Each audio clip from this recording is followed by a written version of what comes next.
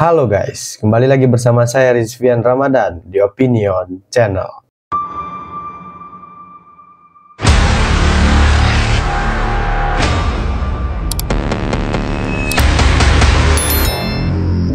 Dari pikiran, jadi opini, dan membuka wawasan. Kali ini saya ingin menanggapi dan beropini terkait polemik izin pertambangan nikel di Raja Ampat yang dikritisi oleh Greenpeace Indonesia karena telah dianggap melakukan pengerusakan terhadap ekosistem dan lingkungan sekitarnya. Sebelum kita masuk ke dalam opini, kita harus tahu terlebih dahulu bagaimana status izin pertambangan nikel tersebut dan perusahaan apa saja yang terlibat dalam penambangan.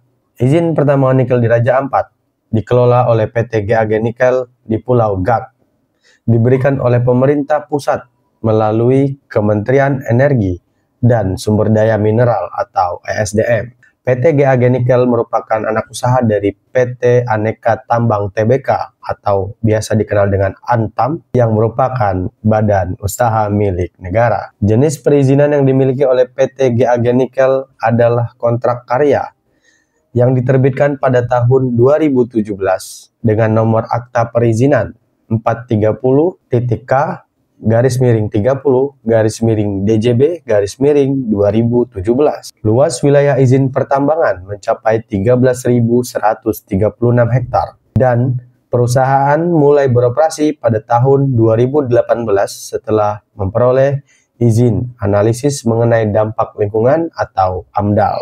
Selain PT GAG Nikel, terdapat beberapa perusahaan lain yang memiliki izin usaha pertambangan di wilayah Raja Ampat. Namun, hingga saat ini hanya PT GAG Nikel yang telah melakukan produksi dan penambangan. Pemberian izin pertambangan oleh pemerintah pusat telah menimbulkan kekhawatiran di kalangan pemerintah daerah dan masyarakat Raja Ampat. Bupati Raja Ampat misalnya mengeluhkan bahwa kewenangan pemberian dan pencabutan izin tambang nikel berasal dari pusat atau Jakarta, sehingga pemerintah daerah kesulitan dalam melakukan intervensi terhadap aktivitas tambang yang diduga telah merusak dan mencemari hutan serta ekosistem di wilayah tersebut. Situasi ini mencerminkan pentingnya koordinasi antara pemerintah pusat dan daerah dalam mengelola sumber daya alam, terutama di kawasan yang memiliki nilai ekologis dan pariwisata tinggi seperti Raja Ampat. Menurut Tempo.co, Greenpeace beberkan ancaman tambang nikel terhadap keberlangsungan ekowisata Raja Ampat. Kepala Global Greenpeace untuk kampanye hutan Indonesia, Kiki Taufik, mengatakan bahwa penambangan nikel di Papua bakal mengancam keberlangsungan keanekaragaman hayati dan ekowisata masyarakat setempat, terutama di Raja Ampat.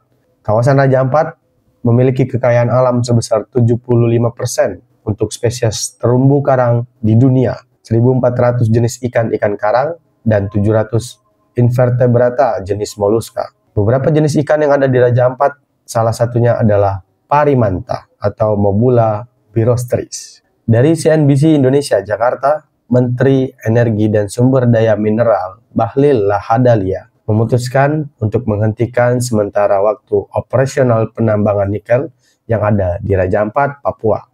Hal itu sambil pihaknya melakukan verifikasi secara langsung di lokasi penambangan. Menurut Bahlil, tim dari Kementerian ESDM telah diterjunkan untuk memeriksa aktivitas tambang, dan dalam waktu dekat beliau juga akan bertolak ke Papua untuk melakukan kunjungan kerja sekaligus melihat kondisi di lapangan secara langsung untuk mendapatkan hasil yang objektif. Dan saat ini menurut Bahlil, PT GAG Nikel telah dihentikan sementara untuk izin operasinya. Opini saya terhadap polemik ini, yang pertama adalah tambang ini pasti terafiliasi dengan pemerintahan. Dikarenakan izin sudah terbit di tahun 2017 dan beroperasi tahun 2018. Pada tahun itu, Menteri ESDM yang menjabat adalah Bapak Ignatius Jonan yang merupakan pembantu Presiden Jokowi dan JK. Bapak Ignatius Jonan harus memberikan klarifikasi terkait hal tersebut supaya situasi menjadi lebih kondusif dan terarah sebelum kerusakan yang terjadi semakin parah.